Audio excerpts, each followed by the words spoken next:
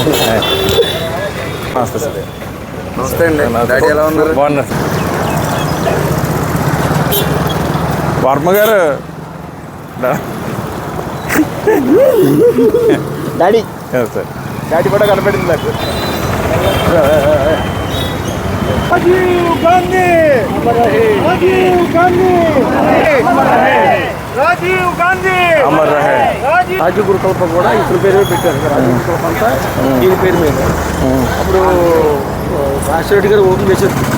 ఇది అది ఇది తోటసూపర టేబుల్ పెట్టి ఇదే వచ్చారు సార్. మీ మదర్ ఉద్యోగానికి పట్టిన రికమెండేషన్ లెటర్ పట్టుకెళ్ళింది నేను. సార్.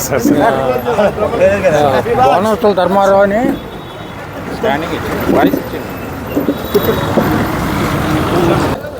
రాజీవ్ గాంధీ గారి జయంతి వేడుకలు కాకినాడలో చాలా ఘనంగా కాకినాడ కాంగ్రెస్ పార్టీ కమిటీ నిర్వహించడం జరిగింది.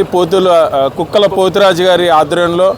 మరి ఇది ఏదైతే కాంగ్రెస్ పార్టీ పటిష్టాత్మకంగా ఉంది ఆంధ్రప్రదేశ్లో, మేము అందరం కలిసి పేదవాడిని ఆదుకునే దిశగా ప్రభుత్వం ఏర్పాటు చేస్తాం రానున్న సార్వత్రిక ఎన్నికల్లో అనే సంకేతం ఈ రోజున ఇక్కడ అందరిలో ఐక్యత మూలాన కనిపిస్తుంది. తెలంగాణ మాజీ ముఖ్యమంత్రి కేసీఆర్ గారు తనయుడు కేటీఆర్ గారు ఏదైతే రాజీవ్ గాంధీ విగ్రహాన్ని అసెంబ్లీ ఎదురుగుండా ఏర్పాటు చేయకూడదు అన్న వ్యాఖ్యలు చేస్తున్నారో దీన్ని కాంగ్రెస్ పార్టీ తరఫున మేము పూర్తిగా ఖండిస్తున్నాం.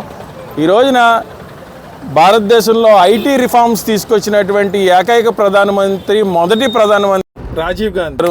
The gentleman of India is called Rajiv Gandhi గారు. మరి ఆ రాజీవ్ గాంధీ గారి స్ఫూర్తి వల్లే ఈ రోజున భారతదేశంలో కంప్యూటర్ అనేది అభివృద్ధి చెందింది.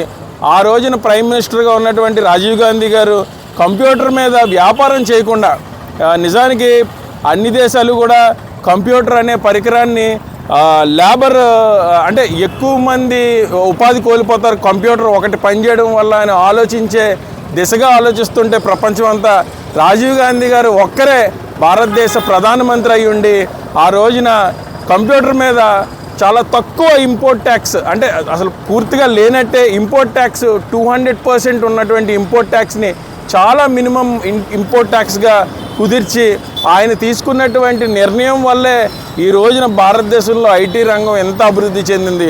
అటువంటి రాజీవ్ గాంధీ గారు విగ్రహం సౌత్ ఇండియాకి క్యాపిటల్ దశగా ముందుకెళ్తున్నటువంటి హైదరాబాద్ లాంటి ఒక ఐటీ హబ్ అసెంబ్లీ ఎదురుగుండా పెట్టడం అసలు నిజంగా అక్కడ ఉన్న ప్రజలందరూ హర్షిస్తున్నారు, ఐటీ ఎంప్లాయీస్ హర్షిస్తున్నారు, ఎంటైర్ ఐటీ సెక్టర్ అంతా కూడా హర్షిస్తుంది.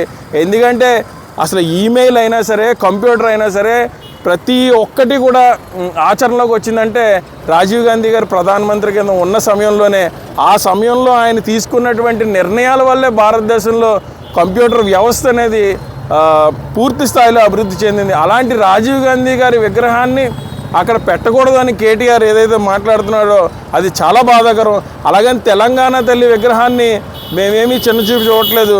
అది అవసరమైతే గవర్నర్ గారి బంగ్లా ఆవరణలో పెట్టాలి, ఎందుకంటే ఆయనకు ఒక ప్రత్యేకత ఉంది కాబట్టి. అలాగని రాజీవ్ గాంధీ గారి విగ్రహాన్ని అక్కడ పెట్టకూడదు అన్నటువంటి వ్యాఖ్యని కేటీఆర్ కూడా వెనక్కి తీసుకోవాలని కోరుకుంటున్నాం.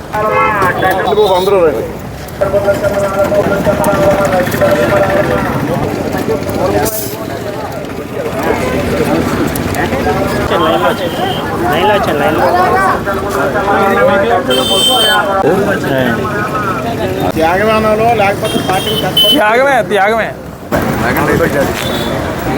థ్యాంక్ యూ వెరీ మచ్ అండి. కొత్త కాలేజీ కొత్త సార్ మా బ్రదరు సార్ మన శేష్ కుమార్ గారు షిప్పింగ్ కంపెనీ సార్ వస్తాను.